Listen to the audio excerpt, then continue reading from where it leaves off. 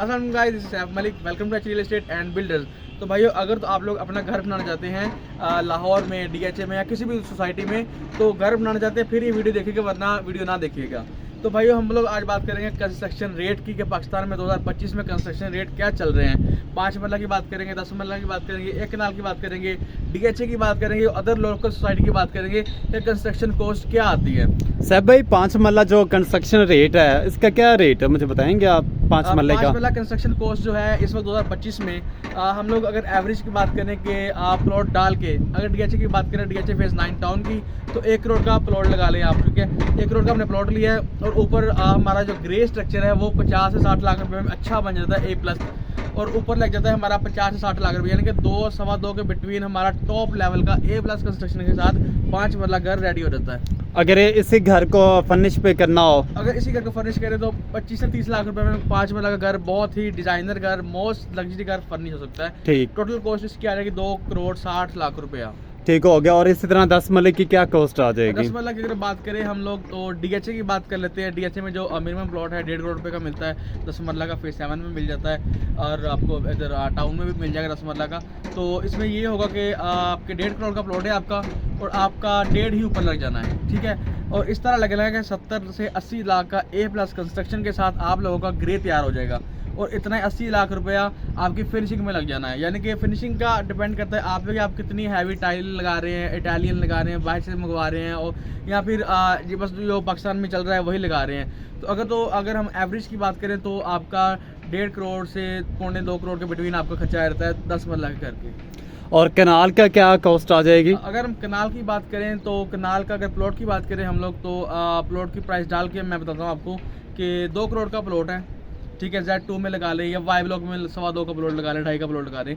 उसके ऊपर आपकी जो कंस्ट्रक्शन की कॉस्ट है ना, वो आनी है 3 करोड़ 80 लाख से लेके 4 करोड़ 20 लाख तक।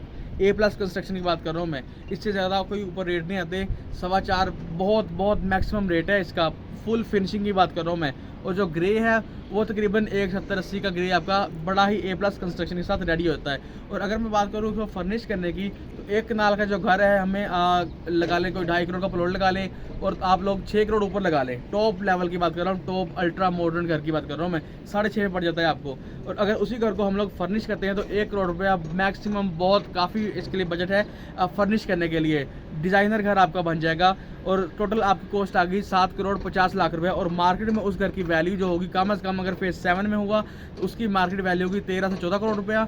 और अगर वही घर आपका फेज 6 में हुआ, मेरे पीछे जहाँ मैं खड़ा हूँ, फेज 6 में आपका घर हुआ, तो ये बनेगा 20 करोड़ का करीब। और अगर आपका ये हुआ राया के करीब के ब्लॉक में या L ब्लॉक में, तो आपका यही घर होगा कम से कम 26 से 27 करोड़ रुपए का।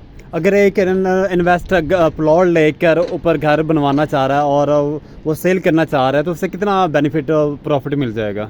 2 करोड़ तो सर जी वटते पे आए, 2 करोड़ रुपये तो वटते पे आए ना, इतने मिलना ही मिलना है। बड़ा ही इसमें मैं मशवरा भी दे दूंगा क्लाइंट्स अपने को कि आप लोग ना, बजाय इसके कि आप लोग बने बनाए घर लें जो कि सेल करना चाहते हैं, सेल के पर्पज़ के लिए ना, तो वो ऐसे करें कि खुद प्लॉट बाय करें। ठीक है, 2.5 करोड़ 3 करोड़ में अच्छा प्लॉट मिल जाएगा आपको फेज 7 में, और 4 की ब्रैकेट में आपको फेज 6 में अच्छा प्लॉट मिल जाएगा। ठीक है, और उसके ऊपर 4 ही आप लगा लें, 8 करोड़ रुपये में आपको फेज 6 में पड़ जाता है घर, और 7 करोड़ में आपको फेज 7 में घर पड़ जाता है। तो फेज 7 में जो घर की आपकी प्रॉफिट होगा आपका, जो उसके ऊपर आप जो चार्ज करेंगे वो कम से कम 3 करोड़ रुपया होगा, यानी कि 9-10 करोड़ तक आपका फेज 7 में घर सेल हो जाएगा ईजीली।